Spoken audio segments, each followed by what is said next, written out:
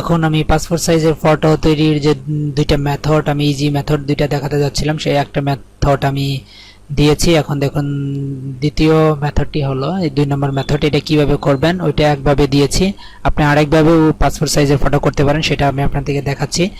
এটা দেখাবো হলো এই ছবিটা কাটার সময় আমি মাপটা দিয়ে নিব। দেখুন এটা কিভাবে করছি, আমি এই ছবিটাকে আসলে বড় করে নিচ্ছি। করে নেওয়ার পরে দেখুন আমি কি করছি, এখানে দেখুন দেওয়া আছে ক্রপ টুলস। ক্রপ টুলসে আমি প্রেস করব।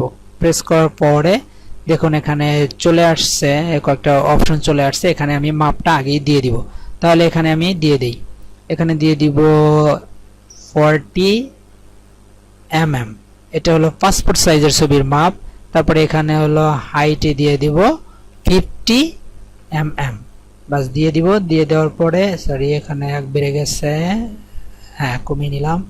আর রেজুলেশন ওই যে বলছিলাম 300 দিবেন রেজুলেশন, আচ্ছা 300 দিলাম।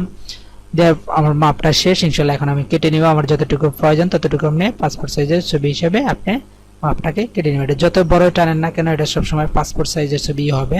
দেখুন আমি পাসপোর্ট সাইজের মাপটা দিয়ে নিয়ে নিই। আমি মাপটা যেহেতু দিয়েছি এটা সবসময় পাসপোর্ট সাইজের হয়ে থাকবে, এটা সবসময় পাসপোর্টই হবে, কোনো প্রবলেম হবে না ইনশাল্লাহ। পাসপোর্ট সাইজের যতটুকু আপনার প্রয়োজন হয় ততটুকু আপনি নিয়ে নেবেন, সমস্যা নেই। আমি আপনার জাস্ট সহজে দেখানোর জন্য আমি এই মাপটা এরকম করে নিচ্ছি। আপনার যতটুকু প্রয়োজন হয় ততটুকু আপনি নিয়ে নেবেন, যেহেতু এটা হলো অন্যভাবে আমরা দেখাতে যাচ্ছি। এটাও রিয়েল মাপ, আপনার পাসপোর্ট সাইজের ফটো করতে গেলে এটাও যে কিভাবে করবেন একদম খাঁটি রিয়েল, যেটা জেনুইন ইন্টারন্যাশনালে চলে সেটা। কি বলেছিলাম, এখানে ডাবল প্রেস করবেন, বাস সিলেক্ট হয়ে গিয়েছে। দেখুন এটা কিন্তু পাসপোর্ট সাইজের ফটো হয়ে গিয়েছে। তারপর ব্যাকগ্রাউন্ডটা চেঞ্জ করতে হবে। ব্যাকগ্রাউন্ডটা চেঞ্জ করার জন্য কি করতে হবে, এখানে দেখুন আমি বলেছিলাম যে এখানে দেখুন ম্যাগনেট একটা টুলস রয়েছে, ল্যাসো টুলস রয়েছে। ল্যাসো টুলস থেকে এই 2 নাম্বারটাতে ক্লিক করে তারপরে আপনি এটা সিলেক্ট করে দিবেন। দেখুন আমি সিলেক্ট করে দিচ্ছি, সম্পূর্ণই আমি সিলেক্ট করে দিব। দেখুন আমি এইভাবে আপনারা ধীরে ধীরে কি করে নেবেন, সিলেক্ট করে নেবেন। হ্যাঁ দেখুন আমার সিলেক্ট করা শেষ। এখন আমি কালারটা চেঞ্জ করে নেব। দেখুন আপনাদেরকে কি বলেছিলাম, এটা সিলেক্ট করার পরে এখান থেকে কালার চয়েস করে নেবেন। সাপোজ আমি এটা এই কালারটা দিব, সাপোজ আচ্ছা যাই হোক আমি এই কালারটা দিব। এই কালারটা সিলেক্ট করে নিলাম, করে এখানেই করব। তারপরে কন্ট্রোল আমি কি বলেছিলাম alter plus backspace press করবেন, তাই দেখবেন যে এই কালারটা সিলেক্ট হয়ে যাবে। দেখছেন ঠিক সিলেক্ট হয়ে গিয়েছে। তারপরে বলেছিলাম কি যদি এখানে আপনারা দেখেন যে কিছু বাকি রয়েছে সেটা কি করবেন, এই ম্যাজিক টুলস প্রেস করবেন। ম্যাজিক টুলসে প্রেস করে সেটা আপনি আরো ভালোভাবে কি করে নেবেন, ম্যাজিক টুলসে প্রেস করবেন। করার পরে এখানে দেখুন দেওয়া আছে, এখানে চাপ দিয়ে ব্যাক স্পেস চাপ দিলেই আপনার সেই আগের যে কালারটা সেটা চলে আসবে। এটা এই কালার চলে আসছে কারণ এই নিচে কালারটা দেওয়া আছে, আমি এটা চেঞ্জ করে দিলাম। তাহলে দেখুন আর কোনো ঝামেলা হবে না, সেটা ঠিক হয়ে যাবে। আমি যদি এটা এখানে প্রেস করে যদি আমি দিই দেখুন ঠিক হয়ে যাবে, কোনো সমস্যা নেই। আপনি সিলেক্ট করে একটু কেটে নেবেন। দেখুন আমি এটা একদম অ্যাকুরেট করার জন্য চেষ্টা করছি, আপনারা এইভাবে অ্যাকুরেট করবেন, ইনশাল্লাহ কোনো ঝামেলা হবে না ইনশাল্লাহ। হ্যাঁ দেখুন আমার সিলেক্ট করা শেষ। এইভাবে আপনারা কেটে নেবেন ছবিটাকে। বাস আমার পাসপোর্ট সাইজের ছবি এটা হয়ে গিয়েছে। এখন কি করব, আমি নতুন একটা পেজ তৈরি করব, তৈরি করে তারপর এটাতে আমি এটা দিয়ে দেবো। দেখুন আমি নতুন পেজ তৈরি করার জন্য এই যে নিউ অথবা কন্ট্রোল এন চাপ দিলেই হবে। এখানে দেখুন সব দেওয়াই আছে, একটা টাইটেলের নাম দিবেন। আর কিছুক্ষণ আগে তো এই ফোর টেক্সট সিলেক্ট করেছিলাম, এই ফোর তাই দেওয়া আছে এটাতে আমি ওকে করে দেবো। দেখুন নতুন একটা পেজ চলে আসছে। বাস এটাতে আমি এখন এই ফটোটা এখানে নিয়ে আসবো। সো এখানে নিয়ে আসতে গেলে কি করতে হবে, আপনাকে এই যে মুভ টুলস আছে, এই মুভ টুলসে প্রেস করতে হবে, করে এই ছবিটাকে ধরে নিয়ে এসে এখানে ছেড়ে দিবেন।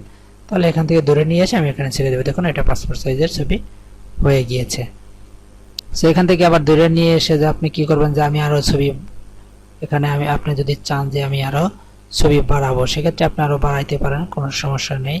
সেটা কি করতে হবে, তাহলে অল্টার চেপে আপনি ছবিটাকে সরাবেন।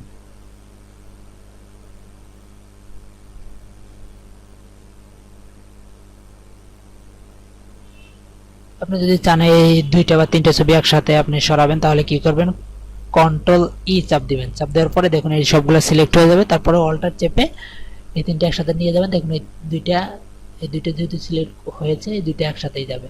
পরে এখান থেকে ধরে নিয়ে আবার সাইডে বা আপনি যেখানে চান না কেন সেখানে নিয়ে দিতে পারবেন, ঠিক আছে, কোনো সমস্যা হবে না। ঠিক আছে, আপনি এইভাবে ছবি তৈরি করতে পারেন, কোনো সমস্যা নেই।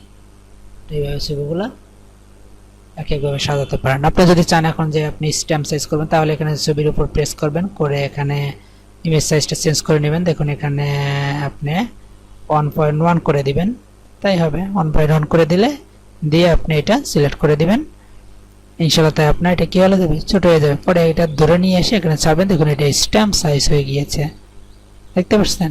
এভাবে আপনি এই ছবিগুলোকে আপনি কাজ করতে পারেন, ঠিক আছে। আমি এইটাকে এখানে দিয়ে দিই, এটাকে আমি সরিয়েও দিতে পারি, এখানে দিয়ে দিলাম, তারপর এটাকে এই সাইডে রেখে দিলাম।